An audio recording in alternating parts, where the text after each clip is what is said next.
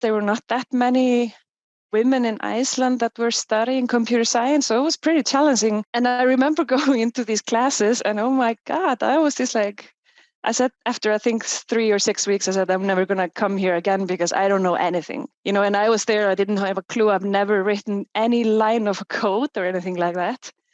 So it was pretty hard, especially because I didn't also have any role models. But obviously when it then comes to doing the math and going through all the theory and all that stuff, that was then very easy for me, while it was for other people a little bit more difficult because they only knew it from the practical side or the hands-on thing. So we catched up and we became equal in the studies probably after 6 months or 1 year. And then after that, it didn't matter if you had any previous knowledge.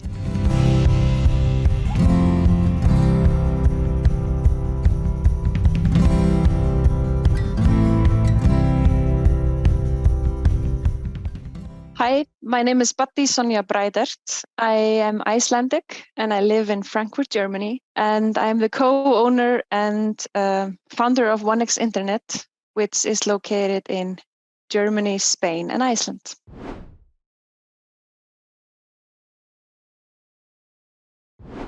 We founded 1xINTERNET in 2013.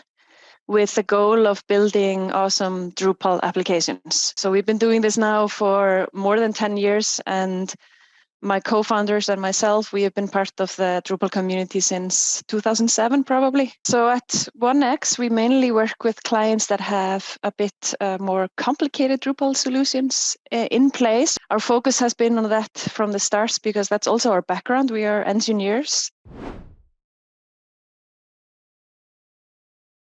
So I think since I was very little, I was always interested in technology. But I remember it back then, my mom was working in a bank. My mom came home with these books about technology, and I was maybe, 8 years old, 10 years old. And I thought it was pretty cool, to help her to build some Excel sheets. And this always fascinated me, but not in a way that maybe others were fascinated by. So I had also a lot of friends, and most of them were boys. And they were really interested in the gaming part and the hacking and opening up the computers and understanding that. I was probably never interested in that side of it, which then brought me a little bit into the question of how and why did I choose computer science? It was probably because my math teacher said to me at some point, hey, you like math and you like all the stuff with the computers. Have you thought about computer science? The professor I was working with in the university, he actually hired me to work in the computer science department, which was a great opportunity because then I was taking care of the curriculum and I was taking care of introducing computer science to younger kids, which was something that I really loved. And I always wanted to do a master.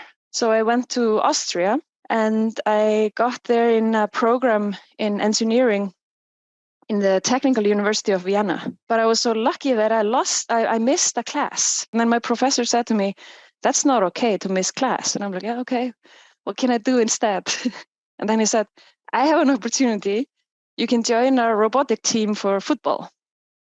And that was, of course, that really excited me. And they had the hardware team and the software team. And obviously they needed somebody on the software team. And only one team had a girl in the team. That was our team. And we won. And that was probably one of the first times I was actually exposed to something like, cool. Maybe it makes a difference to have, a little bit of a mix in your team. Maybe to have people that think differently. The key of the culture in 1xINTERNET is that I want to build up a company that I would like to be part of. What we have here at 1x, I think we have over 22 nationalities. Just by having different nationalities and different cultures and people with different backgrounds, it just really helps us all to grow. So I really like when we manage to mix the team very well. And that's also what we try to do during project work in the time of COVID. It was very important to be open about the challenges that we might have. But in the beginning, people were scared. You have to understand that if you're working in an agency and if you're in a software company, that it's all around your people. So in the end, it matters how your people feel. And if they feel like unsure about like what is happening in the world, or if there is anything happening that is influencing their daily life, like we need to respond to it.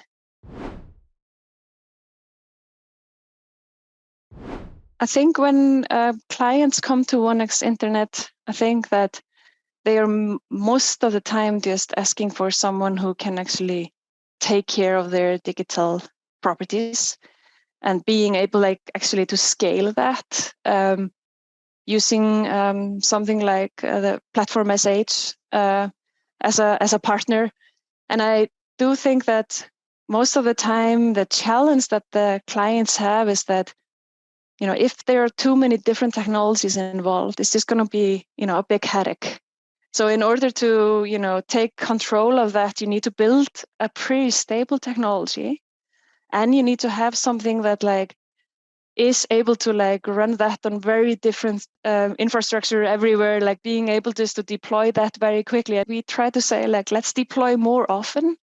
Let's not try to go with a monster release that we only can do on that Monday, because then we have the whole week to fix the things. And instead, like, let's try to like just build that in a regular flow. So you have to have a maturity as a client to be able to like do that. You know, you need to trust the technologies that you're using and your vendors. But I feel like we are pretty successful with that, to just like get the client into the mode, like, let's deploy more often. Let's deploy on Fridays if we want to, and it's not going to break anything. And that is important.